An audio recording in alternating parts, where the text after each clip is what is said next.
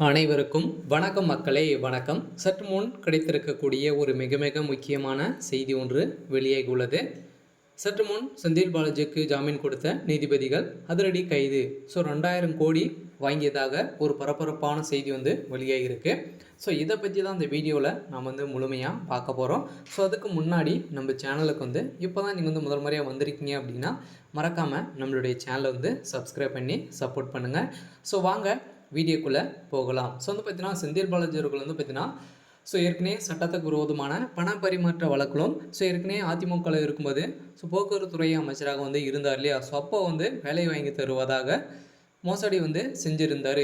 நிறைய பேர் பார்த்தீங்கன்னா அவர் ஏமாற்றி பணம் பறிக்கப்பட்டு அவர் கொடுத்ததாக மீண்டும் தொடரப்பட்ட வழக்கில் வசமாக சிக்கி திமுகவில் ஒரு 30,000-40,000 கோடி ஊழல் சட்டத்துக்கு விரோதமான பண பரிமாற்றம் நடந்திருக்கு அப்படின்ற மாதிரி தான் அமலாக்கத்துறையால் பார்த்திங்கன்னா கடந்த ஆண்டு ஜூலை 14ஆம் தேதி கைது செய்யப்பட்டார் இல்லையா.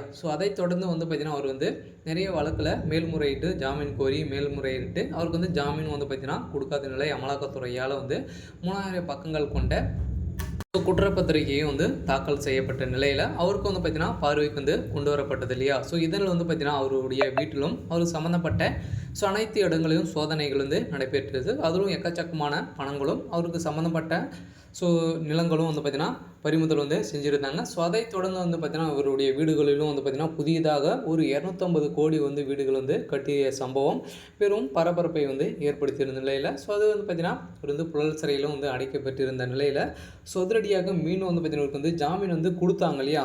இந்த ஜாமீன் எதுக்காக கொடுத்தாங்க அப்படின்றது ஒரு பெரிய கேள்விக்குறியாக இப்போ பார்த்திங்கன்னா பேசும் பொருளாக மாறி இருக்கு. அவர் பார்த்திங்கன்னா 2 நீதிபதிகள் அமர்வில் தான் செந்தில் பாலாஜி அவர்கள் வழங்கியிருந்தாங்க இல்லையா.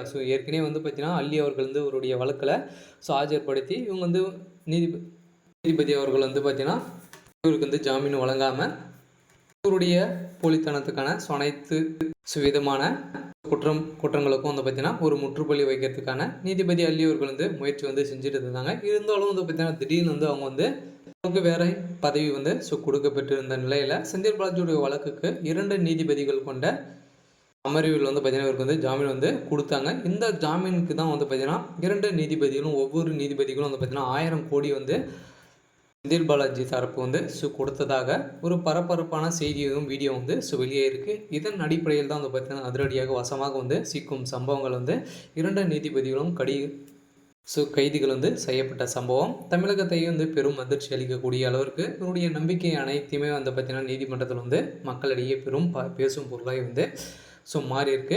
இருந்தாலும் செந்தில் பாலாஜியுடைய கதை ஒட்டுமொத்தமாக முடிக்கக்கூடிய அளவுக்கு இப்போ நடந்திருக்கு இல்லையா. இருந்தாலும் இந்த 2 நீதிபதி அவர்களுக்கும் என்ன தீர்ப்பு வழங்க போகிறாங்க அப்படின்றது தான் ஒரு பெரிய கேள்விக்குறியாக இருக்குது. இருந்தாலும் என்ன நடக்க போகுது அப்படின்றத வெயிட் பண்ணி பார்க்கலாம். இது மாதிரி அரசியல் சார்ந்த நிகழ்வுகளை தெரிஞ்சுக்கணும் அப்படின்னா மறக்காமல் நம்மளுடைய சேனலை சப்ஸ்கிரைப் பண்ணிக்கோங்க. தேங்க்யூ.